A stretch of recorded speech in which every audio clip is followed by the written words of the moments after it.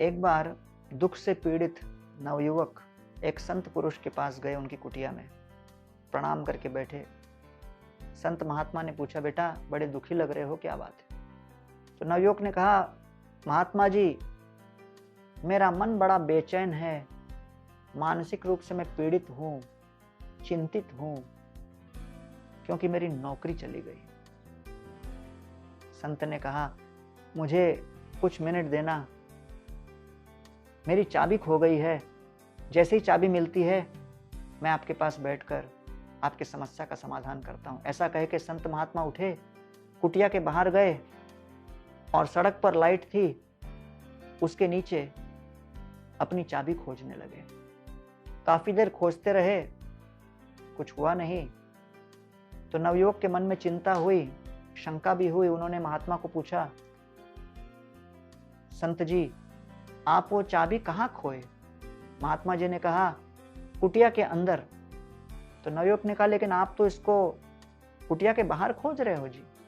इसको सुनकर महात्मा जी ने उत्तर दिया, सही बात है, लेकिन यहाँ प्रकाश बहुत अधिक है, इसलिए कुटिया के बाहर सड़क पर इस बत्ती के नीचे मैं उस चाबी को खोज रहा हूं।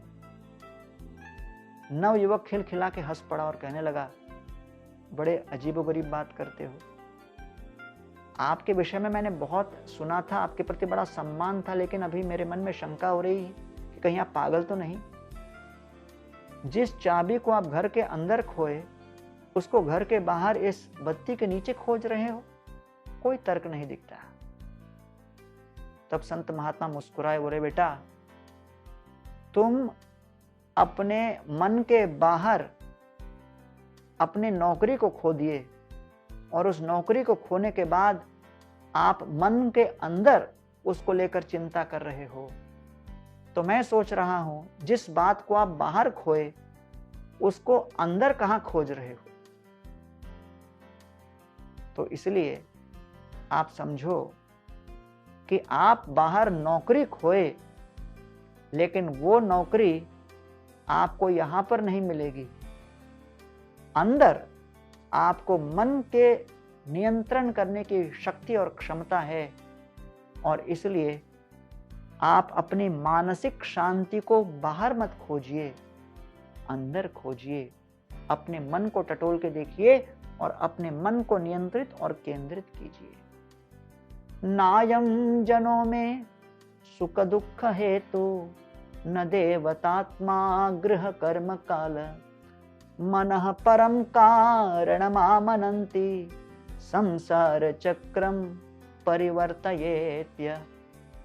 कहते हैं इस जगत में लोग बड़े पीड़ित हैं।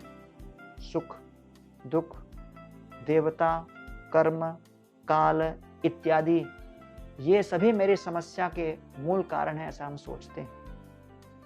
लेकिन ये सभी बाहरी तत्व हैं। मानसिक शांति के लिए हम अन्य किसी को दोष न दें। हम अपने मन की शांति मन के अंदर से खोए हैं। इसलिए मन की शांति को खोजना हो तो वहीं मन के अंदर उसे खोजना है। प्रेम से भगवान का नाम लें।